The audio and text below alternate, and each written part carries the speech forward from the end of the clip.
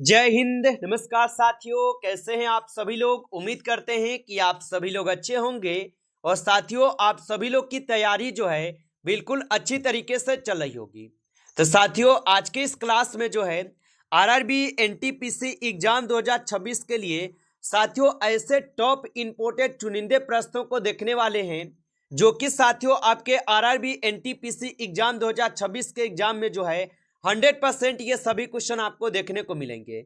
और जिन भी साथियों का पेपर 27 मार्च को है आप इस क्लास को जरूर देख के जाइएगा, क्योंकि साथियों अभी तक आपके आरआरबी एनटीपीसी का एग्जाम जितने भी शिफ्टों में हुए हैं और जिस पैटर्न से साथियों क्वेश्चन आए हैं बिल्कुल आज के इस क्लास में आपको उसी पैटर्न से क्वेश्चन कराने वाले हैं। तो आप इस क्लास को बिल्कुल अच्छी तरीके से लास्ट तक देखिएगा और इस क्लास में दिए जाने वाले इन सभी क्वेश्चनों को आप अच्छे से जरूर याद कर लीजिएगा, जिससे कि आप जो है अपने एग्जाम में सभी क्वेश्चन को आसानी तरीके से बना पाएंगे। तो चलिए क्लास को स्टार्ट करते हैं। उनसे पहले यदि आप इस चैनल पे पहली बार जुड़े हैं तो आप जो है साथियों इस चैनल को सब्सक्राइब कर लीजिए और सब्सक्राइब करके आप ऑल नोटिफिकेशन को ऑल पे दबा के जुड़ जाइए, जिससे कि जब भी कोई नई क्लास हो सबसे पहले क्लास का नोटिफिकेशन आपके पास जो है पहुंच सके। तो आप इस चैनल को सब्सक्राइब जरूर कर लीजिएगा। साथ ही साथ आप जो है इस क्लास को भी साथियों लाइक जरूर कर लीजिएगा। तो चलिए क्लास को स्टार्ट करते हैं और देखिएगा साथियों क्वेश्चन क्या दिया गया है। साथियों यहाँ पे क्वेश्चन पूछा गया है कि निम्नलिखित में से अलकनंदा और मंदाकिनी का संगम कौन सा है। चलिए बताइएगा साथियों कि निम्नलिखित में से अलकनंदा और मंदाकिनी का संगम कौन सा है। तो याद रख लीजिएगा साथियों रुद्रप्रयाग हो जाएगा। ऑप्शन डी लगा रहे हैं तो बिल्कुल सही जवाब है रुद्रप्रयाग हो जाएगा। चलिए आगे देखिएगा प्रश्न पूछा गया है और प्रश्न क्या पूछा गया है कि स्थल मंडल, जल मंडल और वायुमंडल के बीच संपर्क का संकीर्ण क्षेत्र जहां प्राकृतिक वनस्पति और वन्य जीव मौजूद है डैश कहलाता है। चलिए बताइए साथियों, तो स्थल मंडल, जल मंडल और वायुमंडल के बीच संपर्क का संकीर्ण क्षेत्र जहां प्राकृतिक वनस्पतिक और वन्य जीव मौजूद है साथियों क्या कहलाता है। तो आप याद रख लीजिएगा जैव मंडल कहलाता है। ऑप्शन सी लगा रहे हैं तो सही जवाब है जैव मंडल कहलाता है। आगे देखिए प्रश्न पूछा गया है कि लेसल पतु किस भारतीय राज्य का लोक नृत्य है। चलिए बताइएगा आप कि लेसल पत्तू किस भारतीय राज्य का लोक नृत्य है। तो लेसल पत्तू जो है ये आपके नागालैंड के भारतीय लोक नृत्य है। ऑप्शन यहाँ पे 20 क्वेश्चन का सही जवाब है नागालैंड के हो जाएगा। आगे देखिए प्रश्न पूछा गया है यहाँ पे और प्रश्न क्या पूछा है कि किस खनिज को बरीड सनशाइन के रूप में भी जाना जाता है। चलिए बताइएगा कि किस खनिज को बरीड सनशाइन के रूप में भी जाना जाता है। तो याद रख लीजिएगा कोयला को जानते हैं। ऑप्शन ए यहाँ पे सही जवाब है कोयला को जानते हैं। अगला प्रश्न पूछा है और प्रश्न क्या है कि निम्नलिखित में से कौन सी पृथ्वी की बाहरी परत है जो आरा पहेली किस तरह एक साथ विन्यासित प्लेटों से बनी होती है। चलिए बताइएगा कि निम्नलिखित में से कौन सी पृथ्वी की बाहरी परत है जो आरा पहेली की तरह एक साथ विन्यासित प्लेटों से बनी होती है। तो साथियों ये स्थल मंडल है। ऑप्शन बी सही जवाब है स्थल मंडल हो जाएगा। अगला क्वेश्चन देखेंगे। क्वेश्चन क्या दिया गया है। क्वेश्चन दिया गया है कि किस खनिज को मूर्खा का सोना भी यहाँ पे जो है कहा जाता है। चलिए बताइएगा कि किस खनिज को मूर्खा का सोना भी कहा जाता है। तो ये कहते हैं पर यहाँ पे पाइराइट को। ऑप्शन यहाँ पे डी सही जवाब है पाइराइट को कहते हैं। आगे देखिए प्रश्न पूछा गया है और प्रश्न है कि सूर्य ग्रहण जो है तब होता है जब डैश हो। बताइए, तो सूर्य ग्रहण साथियों तब होता है जब क्या हो। तो सूर्य ग्रहण तब होता है जब चंद्रमा पृथ्वी और सूर्य के बीच आ जाता है, तब जो है साथियों सूर्य ग्रहण लगता है। ऑप्शन यहाँ पे 20 क्वेश्चन का सही जवाब है। अगला क्वेश्चन देखेंगे। क्वेश्चन है कि जादू गोरा जो ये किस लिए जाना जाता है। चलिए बताइएगा, तो जादू गोरा किस लिए जाना जाता है। तो ये जाने जाते हैं यूरेनियम के भंडारों के लिए। ऑप्शन यहाँ पे 20 सही जवाब है यूरेनियम के भंडारों के लिए जाने जाते हैं। आगे देखेंगे प्रश्न दिया गया है कि पोनंग लोक नृत्य किस राज्य में प्रचलित है। तो पोनंग लोक नृत्य किस राज्य में प्रचलित है? तो ये प्रचलित हो जाएंगे अरुणाचल प्रदेश में। ऑप्शन सी को सही जवाब करेंगे, अरुणाचल प्रदेश में हो जाएगा। आगे देखिएगा, प्रश्न पूछा है निम्नलिखित में से कौन सी श्रेणी हिमालय के अनुदैर्घ्य विस्तार में इसकी 3 समानांतर श्रेणियों में से एक नहीं है? चलिए बताइएगा कि निम्नलिखित में से कौन सी श्रेणी हिमालय के अनुदैर्घ्य विस्तार में इसकी 3 समानांतर श्रेणियों में से एक नहीं है? तो आप याद रखेंगे हिम शिखा नहीं हो जाएगा। ऑप्शन यहाँ पे बी सही जवाब है, हिम शिखा नहीं होगा। आगे देखिए, प्रश्न पूछा है और प्रश्न है वर्ष 1912 में बंगाल प्रेसिडेंसी से बिहार के अलग होने के उपलक्ष्य में दिनांक डैश को संपूर्ण बिहार राज्य दिवस जो है मनाया जाता है? बताइए। तो वर्ष 1912 में बंगाल प्रेसिडेंसी से बिहार के अलग होने के उपलक्ष्य में दिनांक डैश को संपूर्ण राज्य में बिहार दिवस मनाया जाता है। तो आप सभी लोग को पता है कि 22 मार्च को बिहार दिवस मनाए जाते हैं। ऑप्शन यहाँ पे बी सही जवाब है, याद रखेंगे। अगला प्रश्न दिया गया है कि जात और सवार निम्नलिखित में से किस प्रशासनिक प्रणाली से संबंधित है? चलिए बताइएगा कि जात और सवार निम्नलिखित में से किस प्रशासनिक प्रणाली से संबंधित है? तो ये संबंधित हो जाएंगे किससे? तो ये मनसबदारी प्रणाली से संबंधित है। ऑप्शन बी सही जवाब है, मनसबदारी प्रणाली से होगा। अगला क्वेश्चन दिया गया है कि राजस्थान के किस किले में जयमल और कल्ला सूरवीरों के सम्मान में छतरिया बनाई गई थी, जिन्होंने वर्ष 1568 में सम्राट अकबर की घेराबंदी में अपने प्राण जो है त्याग दिए थे? तो आप सभी लोग को याद रखना है चित्तौड़गढ़ किला में अपना प्राण त्यागे थे। ऑप्शन आपका बी सही जवाब है, याद रखेंगे। चलिए अगला प्रश्न पूछा है कि डैश राम पंथ के अग्रणी ज्योति स्तंभ संत कवि थे, जिन्होंने रामचरितमानस नामक कविता भी लिखी थी? चलिए बताइएगा आप। और साथियों, आप अभी तक इस क्लास को जो है लाइक नहीं किए हैं तो आप इस क्लास को एक बार जरूर लाइक कर लीजिएगा। और नए जुड़ रहे हैं आप इस चैनल पे तो आप इस चैनल को भी सब्सक्राइब करके ऑल नोटिफिकेशन को ऑल पे दबा के जुड़ जाइए, जिससे कि जब भी कोई नई क्लास हो सबसे पहले क्लास का नोटिफिकेशन आपके पास जो है पहुंच सके। तो आप इस चैनल को सब्सक्राइब जरूर कर लीजिएगा। और बताइएगा कि डैश राम पंथ के अग्रणी ज्योति स्तंभ संत कवि थे, जिन्होंने रामचरितमानस नामक कविता भी लिखी थी? तो साथियों याद रख लीजिएगा, यह हो जाएंगे तुलसीदास। ऑप्शन बी सही जवाब है, तुलसीदास है।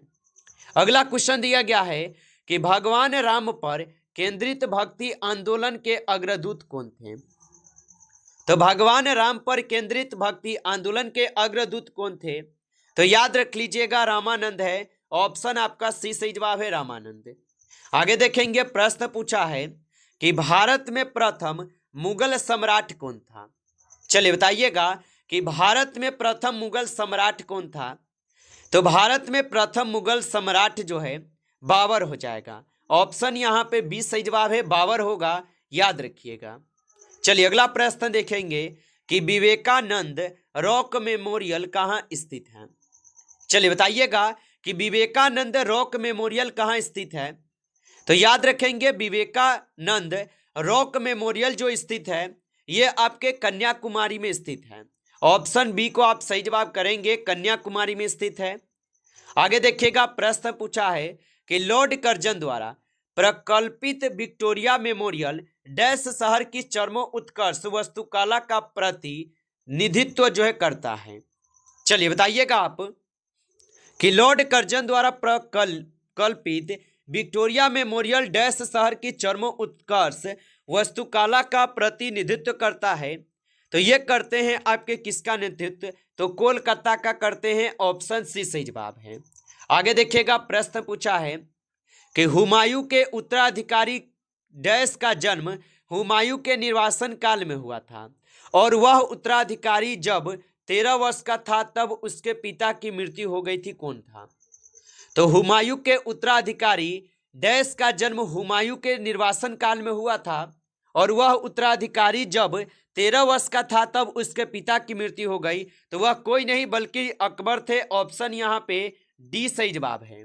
आगे देखिए, प्रश्न पूछा गया है यहाँ पे प्रश्न पूछा है अकबर के बाद सत्ता संभालने वाले उनके पुत्र सलीम को डैश का खिताब मिला जिसका अर्थ है विश्व विजेता।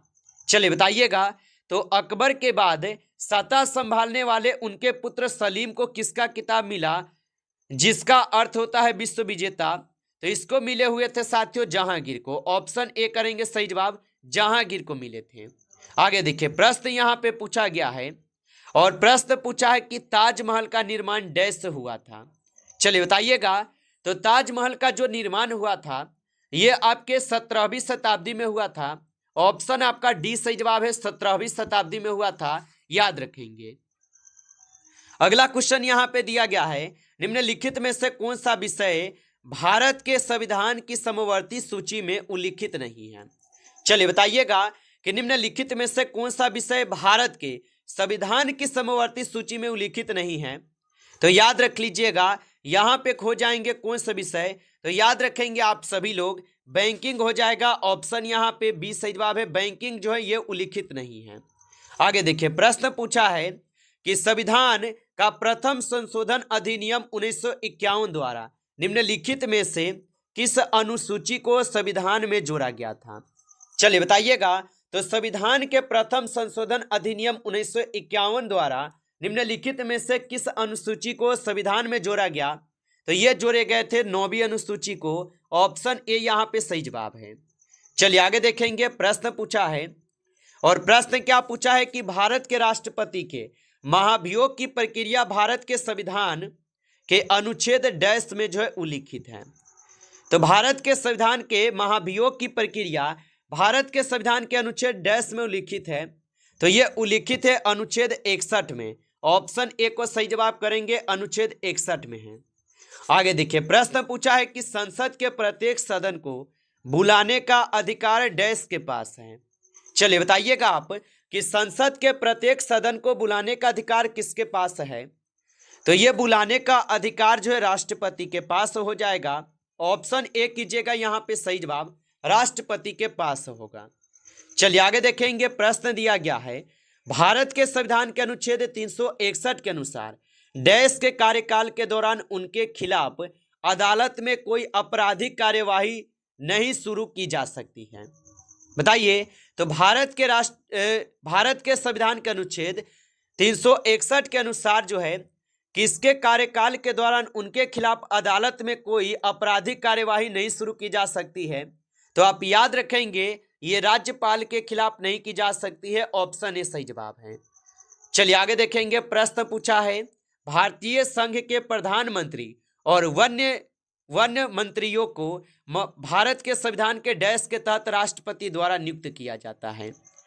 तो भारतीय संघ के प्रधानमंत्री और अन्य मंत्रियों को भारत के संविधान के डैश के तहत जो है राष्ट्रपति द्वारा नियुक्त किया जाता है। तो इसको नियुक्त किया जाते हैं अनुच्छेद 75 के द्वारा। ऑप्शन आपका डी सही जवाब है, अनुच्छेद 75 द्वारा। अगला प्रश्न देखिएगा कि कौन सा अनुच्छेद अल्पसंख्यकों को शैक्षणिक संस्थानों की स्थापना और प्रबंधन करने का अधिकार देता है? तो कौन सा अनुच्छेद अल्पसंख्यकों को शैक्षणिक संस्थानों की स्थापना और प्रबंधन करने का अधिकार देता है? तो याद रख लीजिएगा कौन सा अनुच्छेद हो जाएगा, तो ये आपके अनुच्छेद 30 हो जाएगा। ऑप्शन ए को सही जवाब कीजिएगा, अनुच्छेद 30 है। आगे देखिएगा, प्रश्न पूछा गया है और प्रश्न क्या पूछा है कि भारत के संविधान के किस अनुच्छेद के प्रावधानों के अंतर्गत भारत रत्न पुरस्कार का प्रयोग प्राप्तकर्ता के नाम के साथ उपसर्ग या प्रत्यय के रूप में नहीं किया जा सकता है? चलिए बताइएगा, तो भारत के संविधान के किस अनुच्छेद के प्रावधानों के अंतर्गत भारत रत्न पुरस्कार का प्रयोग प्राप्तकर्ता के नाम के साथ उपसर्ग या प्रत्यय के रूप में नहीं किया जा सकता? तो याद रख लीजिएगा ये हो जाएंगे आपके अनुच्छेद 18 के क्लोज नंबर ए में। ऑप्शन ए यहाँ पे सही जवाब है। आगे देखिए, प्रश्न पूछा यहाँ पे और प्रश्न क्या पूछा है कि अर्थशास्त्र का जनक किसे कहा जाता है? तो अर्थशास्त्र का जनक किसे कहते हैं? तो अर्थशास्त्र का जनक कहते हैं एडम स्मिथ को। ऑप्शन यहाँ पे सी सही जवाब है, एडम स्मिथ को कहते हैं। अगला प्रश्न है कि भारत में डैश है, चलिए बताइएगा, तो भारत में क्या हो जाएगा? तो याद रखिएगा, भारत में जो है कैसी अर्थव्यवस्था होगा? तो आप लोग को भी पता है कि भारत में मिश्रित अर्थव्यवस्था है।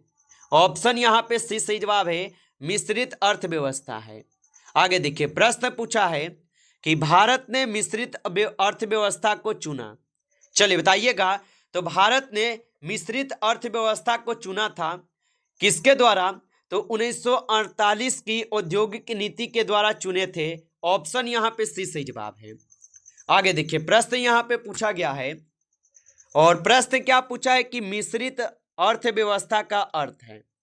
चलिए बताइएगा कि मिश्रित अर्थव्यवस्था का अर्थ क्या होता है? तो मिश्रित अर्थव्यवस्था का अर्थ होता है निजी और सार्वजनिक क्षेत्र का सह अस्तित्व। ऑप्शन यहाँ पे सी सही जवाब है, याद रखेंगे। आगे देखेंगे, प्रश्न पूछा गया है, और प्रश्न क्या है कि भारत के लिए नियोजित अर्थव्यवस्था पुस्तक किसने लिखी है? तो भारत के लिए नियोजित अर्थव्यवस्था पुस्तक किसने लिखी है? तो ये लिखे हुए हैं आपके यहाँ पे एम विश्वेश्वरैया। ऑप्शन ए यहाँ पे सही जवाब है। नमस्कार साथियों, इस क्लास में जो है आपके टॉप 35 क्वेश्चन थे, जो कि काफ़ी इंपॉर्टेंट और सिलेक्टेड क्वेश्चन थे ये सभी क्वेश्चन। साथियों, यदि आपको क्लास अच्छा लगा हो तो आप इस क्लास को जरूर लाइक कर लीजिएगा। नए जुड़े हैं आप इस चैनल पे, तो आप इस चैनल को सब्सक्राइब करके ऑल नोटिफिकेशन को ऑल पे दबा के जुड़ जाइए, जिससे कि जब भी कोई नई क्लास हो सबसे पहले जो है क्लास का नोटिफिकेशन आपके पास पहुंच सके। तो आप इस चैनल को सब्सक्राइब जरूर कर लीजिएगा। चलिए फिर मिलते हैं आपसे नेक्स्ट टॉपिक के साथ नेक्स्ट क्लास में। तब तक के लिए जय हिंद, जय भारत।